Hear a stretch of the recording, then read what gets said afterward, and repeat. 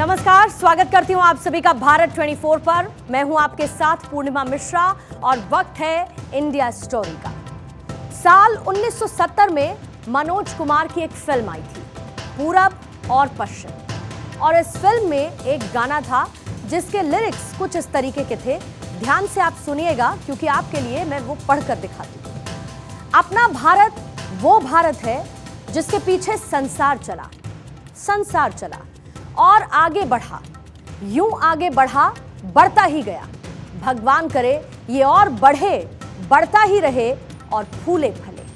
है प्रीत जहां की रीत सदा, मैं गीत वहां के गाता हूं। भारत का रहने वाला हूं, भारत की बात सुनाता हूं। और आज भारत की बात करने के लिए मैं पूर्णिमा मिश्रा एक बार फिर से हाजिर हूं आपके सामने लेकर इंडिया स्टोरी।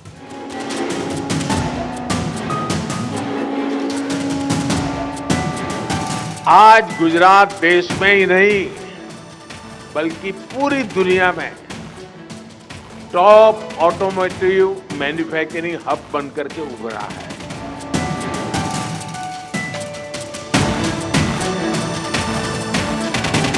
मैंने आपको बताया था कि हिंदुस्तान ये 5 साल में वर्ल्ड का नंबर 1 का मैन्युफैक्चरिंग हब बनेगा।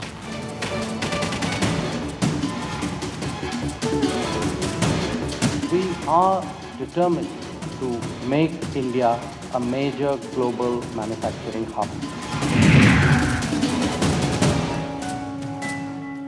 अब जरा आप सोचिए, आज से 53 साल पहले आई एक फिल्म में ही भारत का विजन क्लियर था कि हम दुनिया को आगे बढ़ने की दिशा दिखा रहे हैं। और आज हम भारत के इसी लीडिंग कैरेक्टर का विश्लेषण करेंगे, महज शब्दों से नहीं बल्कि सबूतों के साथ। वो सबूत जिन्हें देखकर आज आप गर्व महसूस करने वाले हैं। इस वक्त आपको मेरे हाथ में कागज नजर आ रहा है।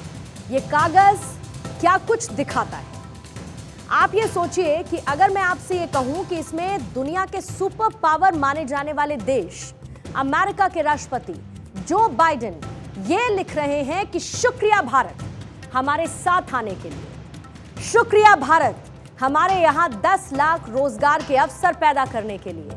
पीएम मोदी का हम शुक्रिया करते हैं और उम्मीद करते हैं कि हमारे रिश्ते ऐसे ही गहरे होते रहेंगे। भारत और अमेरिका की जो साझा एविएशन डील हुई, उसके बाद अमेरिकी राष्ट्रपति जो बाइडेन की तरफ से लिखी गई चिट्ठी के ये अंश हैं जिसे हमने व्हाइट हाउस की वेबसाइट से निकाला है। आइए इसको मैं पढ़कर दिखा देती हूँ। इसमें लिखा हुआ है, statement from president Joe Biden on air India's historic purchase of Boeing aircraft. इसके साथ वो लिखते हैं, जो बाइडेन की तरफ से जो आया लेटर, उसमें लिखा जाता है, I am proud to announce today the purchase of over 200 American made aircraft through a historic agreement between Air India and Boeing. उसी डील का जिक्र जो बाइडेन करते हैं। This purchase will support over 1 million American jobs across 44 states. लेकिन इससे भी ज्यादा महत्वपूर्ण, क्योंकि ये तो डिटेल है उस डील की, लेकिन उसके बाद जो आखिर की लाइन आती है वो ये बताती है कि भारत अमेरिका के साथ मजबूत होते रिश्ते कहां तक जा पहुंचे हैं। लिखते हैं, together with prime minister Modi I look forward to deepening a partnership even further as we continue to confront shared global challenges. यानी कि जो वैश्विक चुनौतियां हैं उसका सामना करने के लिए भारत और अमेरिका की भागीदारी और ज्यादा गहरी हो, भारत और अमेरिका के रिश्ते और ज्यादा गहरे हो, इसके लिए वी आर लुकिंग फॉरवर्ड। और इसके लिए वो शुक्रिया अदा करते हैं भारत के प्रधानमंत्री मोदी का। ये वो सबूत है जो ये बताता है कि दुनिया का वर्ल्ड ऑर्डर अब बदल चुका है।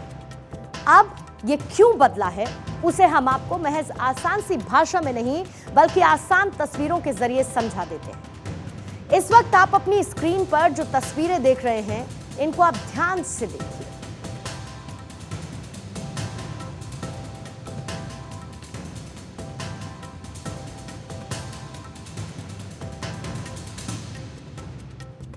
त्योहार का मौसम चल रहा है, बाजार सजना शुरू हो चुके हैं और लगभग 19 से 20 दिन के बाद दिवाली आने वाली है।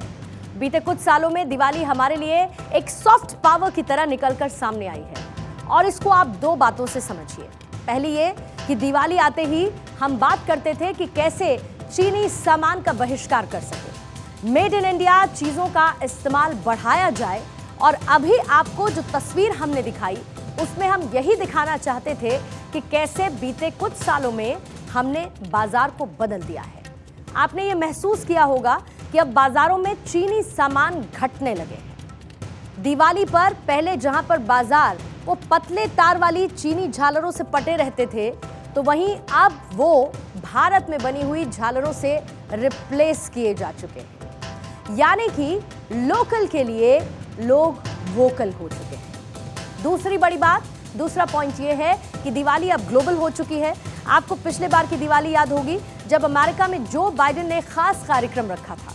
इसी तरीके से लंदन के मेयर सादिक खान ने भी लोगों को बधाई दी थी और एक खास वीडियो उन्होंने सोशल मीडिया पर साझा किया था, जिसमें दीपावली पर लंदन कैसे सजा हुआ है ये दिखाया गया था।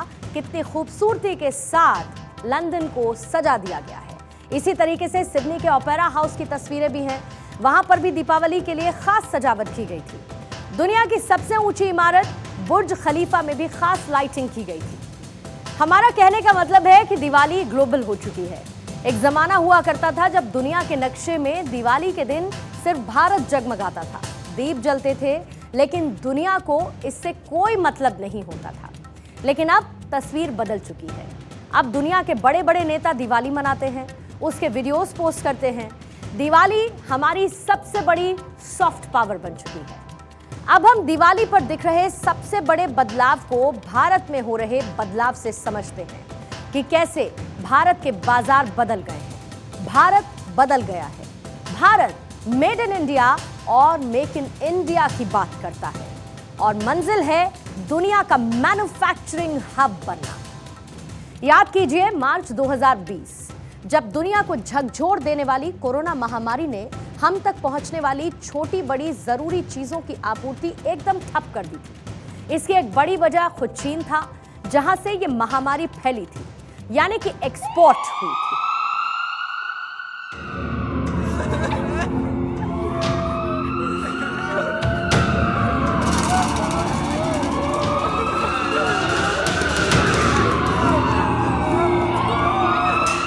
किसी भी देश में मैन्युफैक्चरिंग तब बढ़ती है या मजबूत होती है जब वहां की सरकार मैन्युफैक्चरिंग के लिए अनुकूल परिस्थितियां तैयार करे।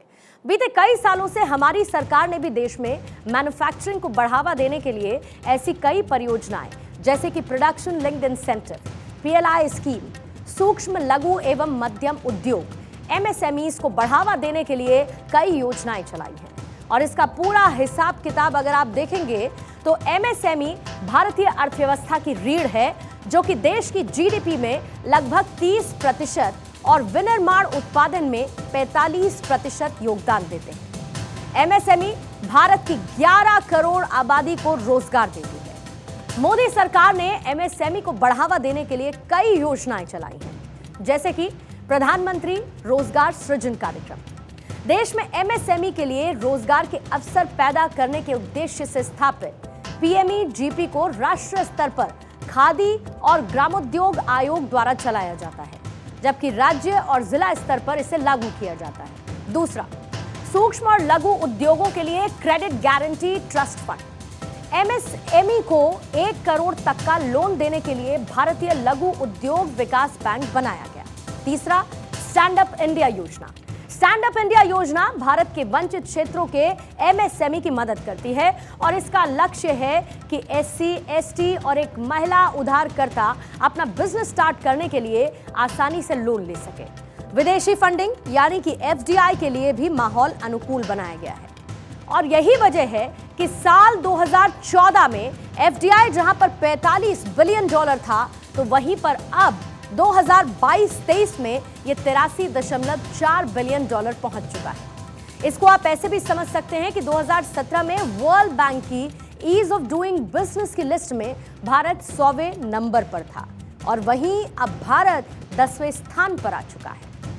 भारत की आज की रफ्तार ये बताती है कि हम 25 साल बाद यानी कि आजादी के 100 साल बाद हम न सिर्फ 100 साल का जश्न मनाएंगे बल्कि दुनिया का नेतृत्व भी कर रहे होंगे। जब पूरी दुनिया ग्लोबल मंदी से जूझ रही थी, हमारी देश की अर्थव्यवस्था तेजी से बढ़ रही थी, जो इस बात का संकेत है कि हम दुनिया भर के मैन्युफैक्चरिंग बिजनेस के लिए उम्मीद की किरण हैं।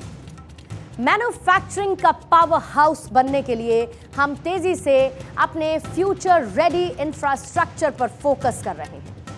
इसके अलावा हम ये अच्छी तरीके से जानते हैं कि आने वाला जमाना तकनीक पर आधारित है और इसीलिए हमारे देश ने हाईटेक सेमीकंडक्टर्स को देश में ही बनाने का फैसला लिया है।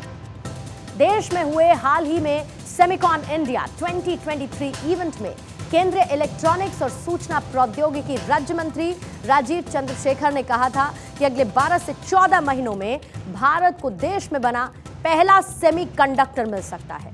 और अगर ऐसा होता है तो आप ये समझ लीजिए कि हम विनिर्माण का पावर हाउस बनने के एक कदम और करीब आ जाएंगे। प्रधानमंत्री ने 76,000 करोड़ दिए हैं दिसंबर 2021 में, और उसका इस पैसे का प्रावधान उन्होंने इसीलिए किया कि भारत एक सेमीकंडक्टर नेशन बने, और वो 76,000 करोड़ देश में मैन्युफैक्चरिंग कैपेसिटी लाने के लिए, पैकेजिंग कैपेसिटी लाने के लिए, हमारे स्टार्टअप्स डिज़ाइन की दुनिया में आगे बढ़े उसके लिए।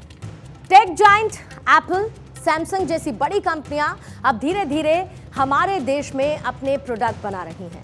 बीते 18 अप्रैल की मुंबई की वो तस्वीर आपको जरूर याद होगी जब एप्पल के सीईओ टिम कुक ने भारत में एप्पल का पहला स्टोर खोला था।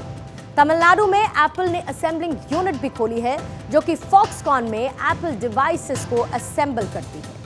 ऐसे में सवाल ये उठता है कि ये बड़े टेक जायंट चीन से भारत में शिफ्ट क्यों हो रहे हैं। भारत में आईफोन का रेवेन्यू साल 2021-22 में 45% बढ़ा है, 33,831 करोड़ रुपए बढ़ा है 2021-22 में। प्रॉफिट भी बीते साल में 3% बढ़ा है। 2022 के लास्ट क्वार्टर में भारत ने 2 मिलियन आईफोन बेचे थे। और इन सब को देखकर टिम कुक ने भी कहा था कि भारत में हम बहुत तेजी के साथ आगे बढ़ रहे हैं, हम आगे भी ऐसे ही बढ़ते रहेंगे। सिर्फ टेक जायंट्स ही नहीं बल्कि दुनिया की सबसे बड़ी ऑटोमोबाइल कंपनियों की भी यही कहानी है। दुनिया की बड़ी बड़ी ऑटोमोबाइल कंपनियां भी भारत में मैन्युफैक्चर करना चाहती हैं। आपको टेस्ला की स्टोरी शायद पता होगी। दरअसल साल 2022 में टेस्ला कंपनी भारत आना चाहती थी, लेकिन भारत सरकार ने टेस्ला पर 100% का टैक्स लगा दिया, क्योंकि भारत चाहता था कि टेस्ला सिर्फ भारत में अपनी कारें बेचे नहीं बल्कि उन्हें भारत में ही बनाए। और हुआ भी कुछ ऐसा ही। 2023 में पीएम मोदी और टेस्ला के ओनर एलॉन मस्क की मुलाकात के बाद, जहां पर एलॉन मस्क ने कहा कि अब जल्द ही टेस्ला अपनी कार्स भारत में बनाएगी। मतलब ये कि टेस्ला भारत में ही फैक्ट्री लगाएगी। टेस्ला भारत में अपनी कारों को 25% कम दामों में बेच सकेगी।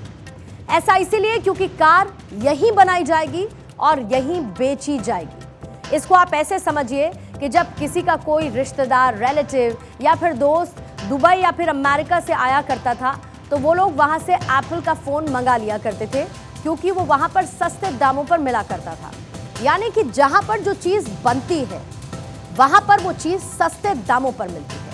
यानी कि भारत में मैन्युफैक्चरिंग का मतलब है कि हमें वो चीज़ सस्ते दाम पर मिलेगी। इसके साथ ही एक बहुत बड़े स्केल पर रोजगार भी पैदा होता है। हमें किसी पर निर्भर होने की जरूरत नहीं है। निर्भर नहीं होना, इसे आप ऐसे समझिए, पूरी दुनिया फार्मा एपीआई से लेकर इलेक्ट्रॉनिक आइटम्स और कंज्यूमर ड्यूरेबल्स के लिए चीन, तो सेमीकंडक्टर के लिए ताइवान पर अति निर्भरता के चलते हमेशा जूझती रही। दुनिया भर में 40% तो भारत में 70% एपीआई अकेले चीन से आयात होता था, जिससे कि दवाएं बनती हैं। वहीं पर दुनिया का 60% सेमीकंडक्टर सिर्फ ताइवान निर्यात करता है। और कोरोना काल में ऑटो सेक्टर को इसकी किल्लत के चलते भारी मार झेलनी पड़ी। महीनों तक गाड़ियां प्लांट्स में खड़ी रहीं और फिर ग्राहकों को डिलीवरी के लिए एक लंबा वेटिंग पीरियड दिया गया। मतलब कि आप कार खरीदते थे, लेकिन वो वेटिंग में बताई जा रही थी। कार खरीदने के कुछ समय बाद मिल रही थी, और इसके पीछे का कारण क्या बताया जा रहा था? सेमीकंडक्टर। सेमीकंडक्टर के लिए इसी निर्भरता को खत्म करने के लिए भारत ने $10 बिलियन की इंसेंटिव स्कीम को लॉन्च कर दिया ताकि भारत में ही सेमीकंडक्टर बनाए जा सके और भारत की निर्भरता दूसरे देशों पर ना के बराबर हो सके। भारत का तेजी से $5 ट्रिलियन इकोनॉमी के आंकड़े को छूने की दिशा में आगे बढ़ना किसी भी देश के लिए शीर्ष अर्थव्यवस्था बनने में मैन्युफैक्चरिंग और निर्यात का बड़ा योगदान होता है। 1987 से 1988 तक भारत और चीन की जीडीपी कमोबेश बराबर थी, लेकिन तेज मैन्युफैक्चरिंग और निर्यात आधारित अर्थव्यवस्था बनकर चीन ने अगले 30 सालों में खुद पर दुनिया को निर्भर कर डाला और $18 ट्रिलियन अर्थव्यवस्था बन गया।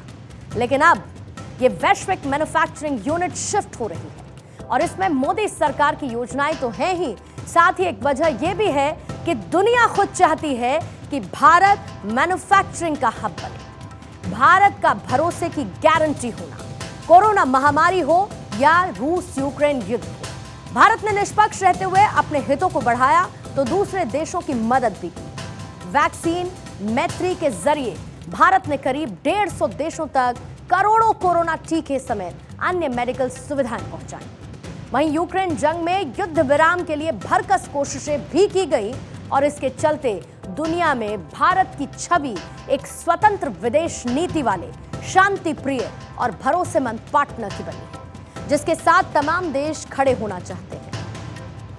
हमारी न सिर्फ अर्थव्यवस्था तेजी के साथ बढ़ रही है, बल्कि हम तीसरी बड़ी आर्थिक शक्ति बनने जा रहे हैं। हमारा PMI यानी कि परचेजिंग मैनेजर इंडेक्स लगातार 50 से ऊपर बना हुआ है, जो कि एक पॉजिटिव एस्पेक्ट है। साथ ही उत्पादन लागत में भी कम है और इंफ्रास्ट्रक्चर तेजी से वैश्विक स्तर का हो रहा है, ग्लोबल लेवल का हो रहा है। यानी कि एक बात सीधी और साफ है कि भारत हर मोर्चे पर दुनिया का नेतृत्व करने के लिए तैयार है। भारत अब बॉर्डर लेता नहीं बल्कि ऑर्डर देता है। दुनिया में कहीं जंग हो तो दोनों तरफ से समर्थन मांगने के लिए हमारे प्रधानमंत्री को फोन किया जाता है। वहीं दुनिया शांति स्थापित करवाने के लिए भी भारत से ही कहती है। दूसरी तरफ आर्थिक मोर्चों पर भी भारत सबसे तेजी के साथ आगे बढ़ रहा है। दुनिया की बड़ी एजेंसीज खुद इस बात को स्वीकार कर रही हैं कि दुनिया भारत की ओर आस से देख रही है। भारत दुनिया की कैपिटल बनने जा रही है।